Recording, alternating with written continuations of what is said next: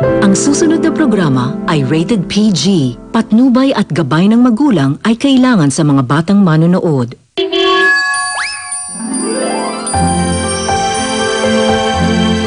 Baka pwede mong samahan si Isay sa date niya. Sige pa.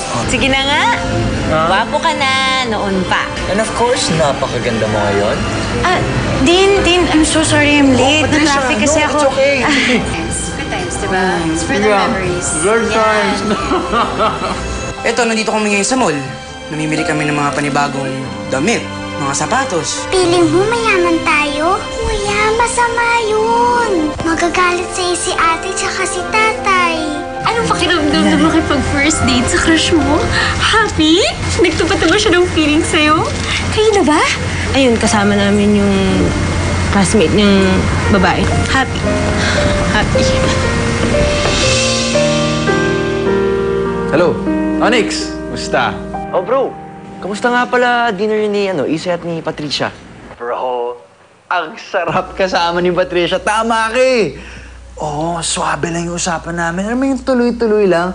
Parang tagal na naming friends eh. And you know what? Ako lang pala yung hindi pa nakaka-get over dun sa pagbubuli ko. Oo, wala siyang pakialam. At all, no bad blood between us. Parang fresh start. So, ano napag-usapan niyo tungkol sa Fat Sugar and sa Dean's Resto? Bro, may confession ako. Wala kaming napag-usapan na business. Zero. Usapan lang kami parang catch up lang, kwentuhan. Sabi ko nga sa'yo, parang best friends nga kami. Parang matagal na kami magkaibigan. Actually, may surprise ako. May quote-unquote next meeting kami. Or mali mo, baka para date. O basta, bahala na.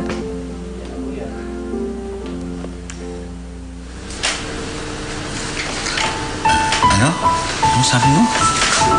Merong kasama kayong ibang babae ni Dean doon sa date ninyo? Opo, Tay. Hindi naman po pala date yun eh. Business meeting lang pala yun. Meron pala silang debut celebration na gagawin, kaya pinupunta niya ako doon para tulungan siya sa project. Kasi masyado kang excited dyan sa kakadate-date mo. Hayaan niyo po, Tay. Balang araw, maranasan ko rin yung totoong date. Sige po, Tay. Tulog na po kayo. Okay ka lang ba? Opo, okay lang po ako. Wala naman nag-iisip na date yun eh. Sige ha. Nauna na ako sa'yo. Sige po, Tay. Sige, good night. Good night.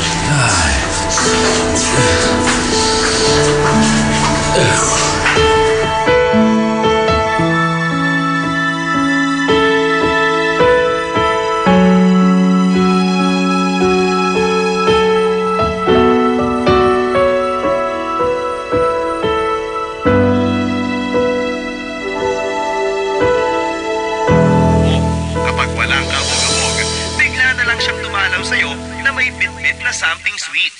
Walang duda, siya ang soulmate mo. Something sweet? Din, I'm so sorry I'm late. Na-traffic kasi ako. It's okay. Hey, Patricia, this is Isay. Isay, ito ang napakagandang si Patricia Nario. Tayo pala tayo ng pangalan, no? Dinala ko dito si Isay dahil gusto ko malaman ng feedback niya. This is a business meeting, not a dinner date. Kaya you can invite anyone you want.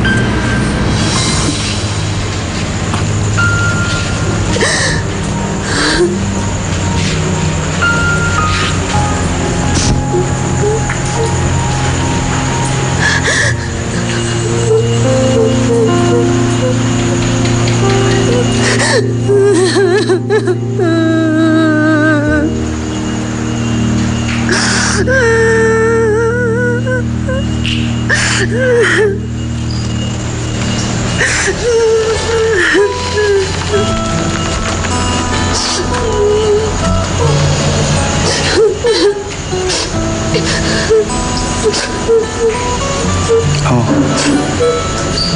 Bagong labayan.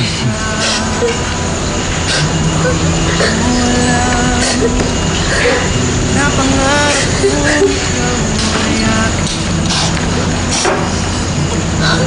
Nakita ko lahat ng nangyari.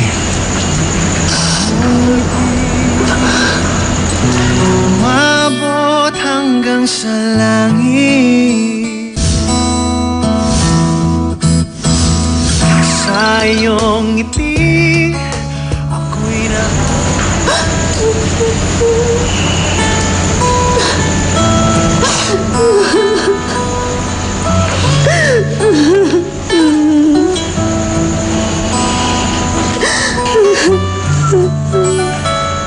Minabasdan kita nang hindi mo alam.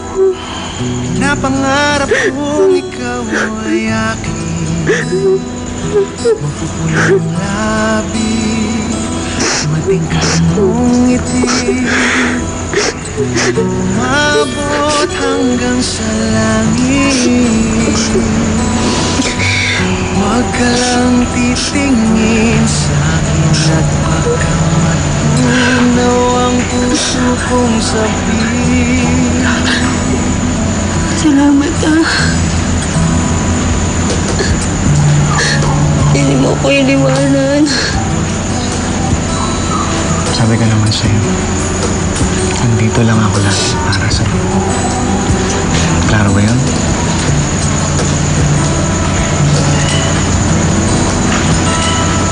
Sana'y mapansin mo rin ang tingin kong pagtingin.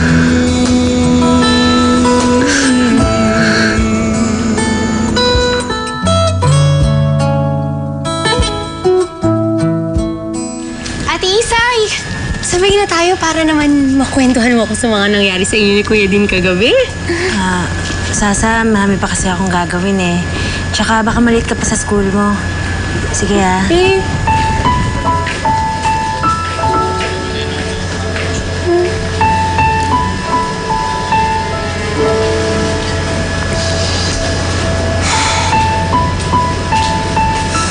Aston, magsabi ka nga sa akin ng totoo. Ano ba talaga nangyari din sa date ni Isay tsaka kay Din? Wala akong date na nangyari. Bakit wala? Ano nangyari? Business meeting pala yung pinuntahan nila kagabi. Nag-assume lang si Isay na date siya. Diyos ko! Kaya naman pala ganun.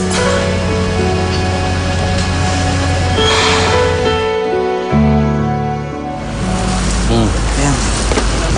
Sige po. Yan. Ito lang po. Jasper, Tay. magigib lang ang tubig, ha? Sige po. Sige, ikaw muna bahala dyan.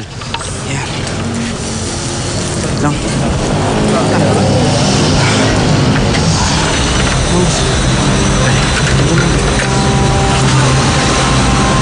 Mayaman pala. Kala mo kung umasta sa school, anak milyonaryo? Eh, anak lang naman na mag-iihaw. Kaya puro barya ang pera. Hindi totoo yan. Anong hindi totoo? Huwag ka na mag-deny. Huling-huli ka na. Hindi ka na sa abroad ang pinaporma mo. Hindi ka tas ng isaw. Sabi na hindi totoo yan eh! Hindi dito natatapaw ang tatay ko. Sideline ito ng driver namin. Tumutulong lang ako.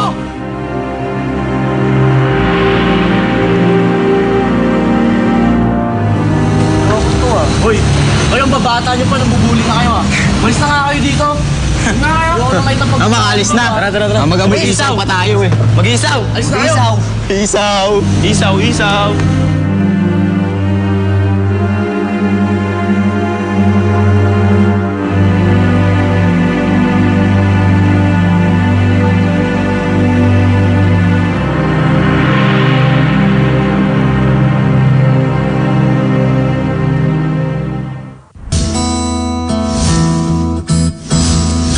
Sa iyong ngiti ako'y na...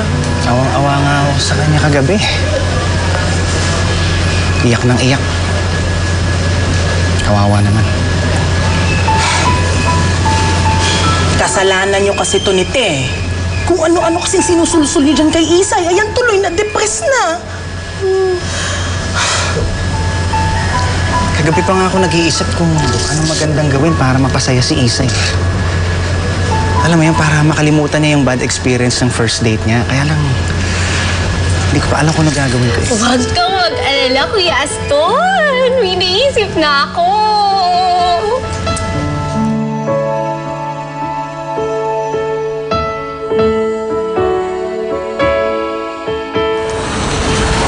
Ate Isay!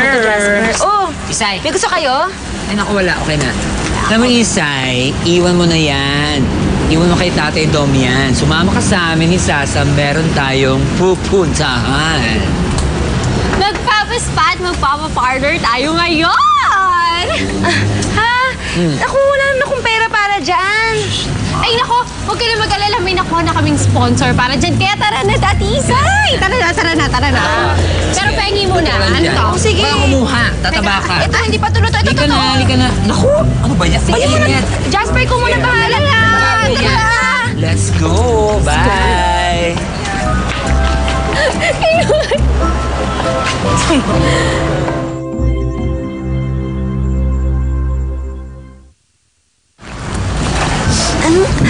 Kinakabahala talaga ako sa inyo. Saan niyo ba talaga ako dadalhin? Diretso lang. Oh, Basta, wait sumunod lang. ka lang kung saan kanila dadalhin. Oh, Ate Isay, pwede ka nang dumilat. Pwede na? Pwede na.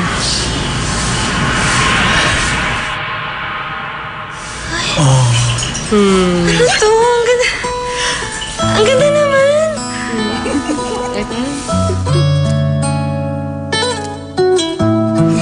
Kandila pa. Oo nga, ate. Huwag ka po matakot. Nandito lang po kami. Alam mo, Isay, alam namin kung ano nangyari din sa first date mo. Kaya nagplano kami kung paano bubugayin yung lahat sa utak mo. Kaya ito yung naisip namin. Salamat, ha? Sige na. Tara, Ate Isay. Sundan lang natin to. Diba? Ano ba yan? Naiiyak tuloy ako. Kaya makeup, sayang. Wait lang, Ate Isay. Dito tayo, baby. Isang romantic date na tutupad sa pangarap mo! Ayong ngiti, ako'y At dahil di ka pwede makipag-date na nag-iisa ka lang, meron kaming kinausap na friend para mag-play ng role as your date for tonight. And she... sa'yo ang awit ng aking puso. Sana'y mapansin mo rin lihim kong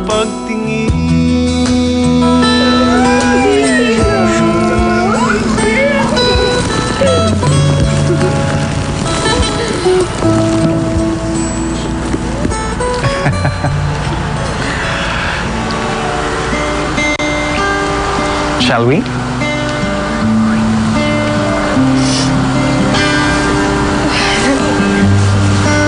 Sir? Thank you. Can you please take the flowers for now, sir? Okay. Thank you very much. Over here, ma'am. Ang ganda naman ito, grabe.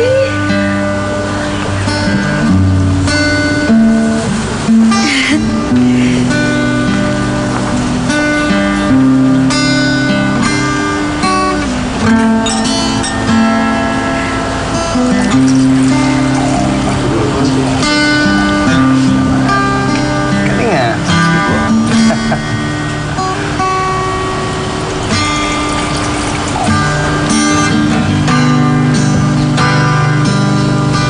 Would you like to order, ma'am?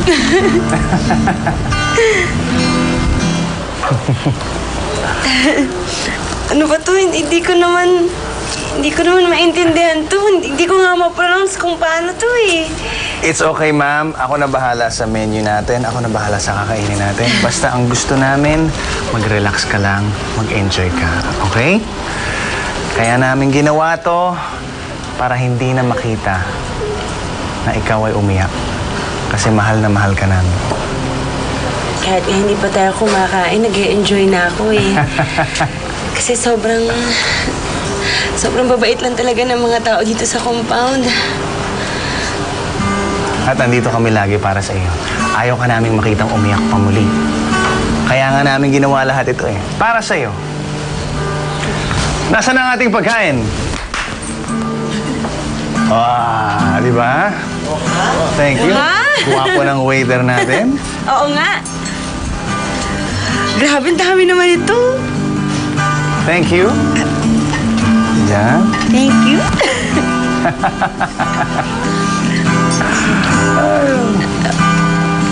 Bon appetit. Ano nga ba to? Kinagaya lang Hindi ako kita sanay. Alam ko pa ganun yun. O, sige, yung malaki na lang. Ito na lang. Ito. Sige, yan na lang, yan na lang. Kahit ano. Sige, titikman ko to. Tayo lang kayo dyan. Ikaw ba nagluto nito? Ginaid ko siya, nag-guide. Alam mo, baka masunog eh. Papa? Siyempre. Binili yata, niluto namin yan. Nadulas.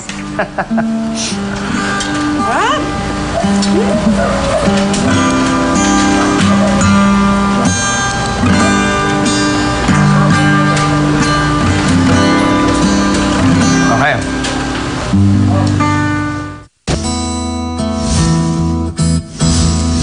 Sa iyong ngiti, ako'y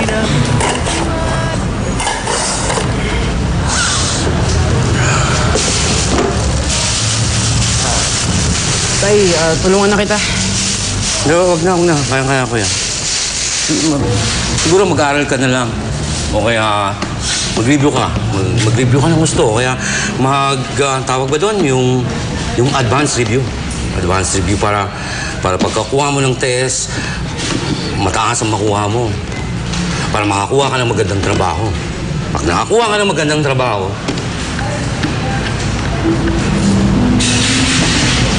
hindi ka kahihiyan ng mga anak mo.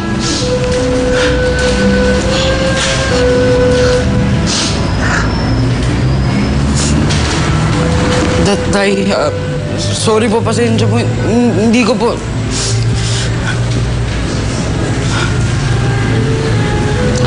Alam ko yan. Yung pressure sa mga kabataan katulad ko. Para matanggap ka ng mga katulad mo. Pero itong sinasabi ko sa'yo, mahalin mo kung anong totoo. Dahil kahit ano pa ang gawin mong pagpapanggap sa ibang pagkatao na gusto mong maging ikaw, na hindi ka naman ikaw, na hindi mo rin magugustuhan balang araw.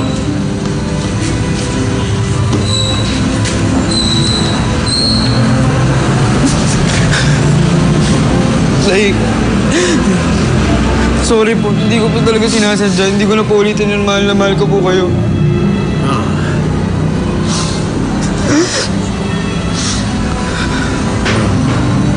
Alam ko yun, anak. Alam ko. Pero...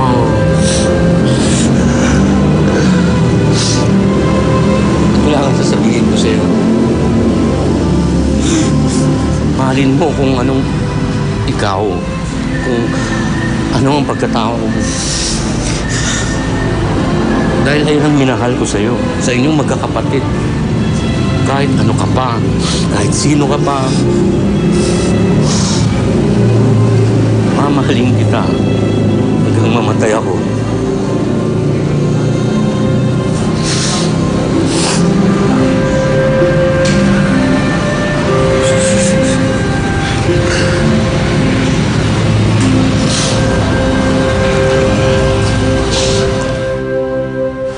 Siguro dapat mag-toast tayo. Sayang naman, di ba? At samahan natin sila. Halika. Tara. Special toast ito. Special toast. Lagyan mo natin dito. Special toast with special isaw, of course. Ayan. Thank you. Para sa'yo yan. Okay, tayo magto-toast. Para sa ngiti ni Isay na nagbigay ng kulay sa aming mga buhay dito sa compound. Ay! Sana wala ng taong makatanggal ng iyong ngiti. Cheers! Sa iyong ngiti. Alam nyo, hindi na mawawala yung ngiti ko kung kayo yung mga kasama ko. Yay! Cheers sila! Sayaw ng puso sana'y madama mo rin ang lihim ko.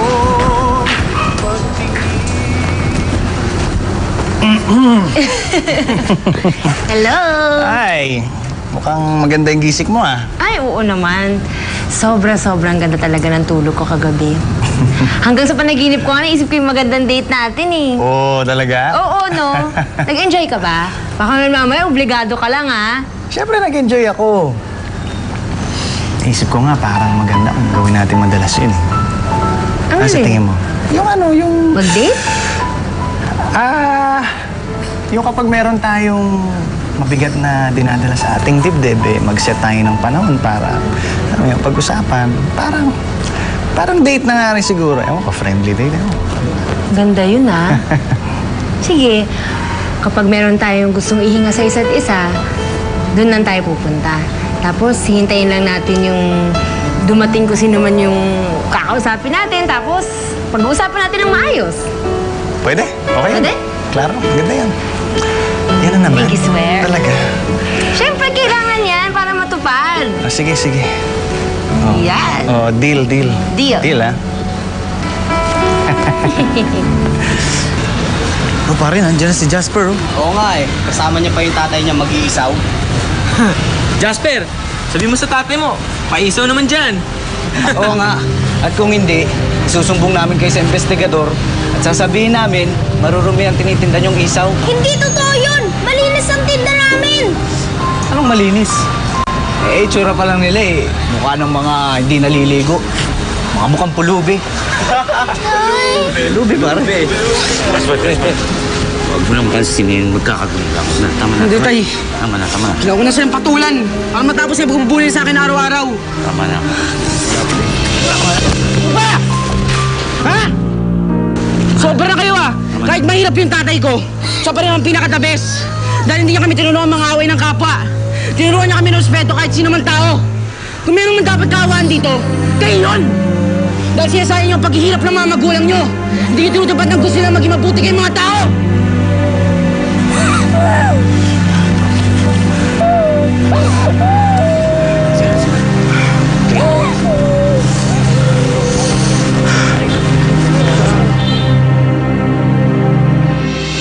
Si Jasper kasi may sasabihin sa'yo. Talaga? Oo. Kaya Aston, pasensya ka na.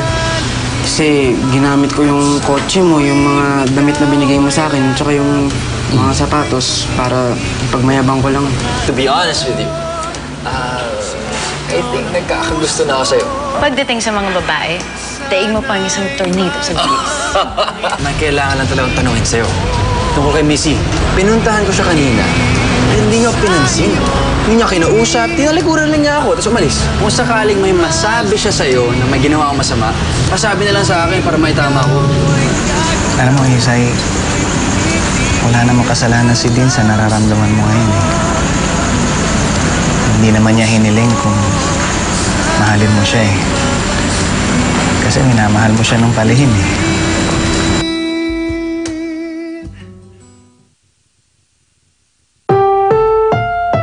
Ang susunod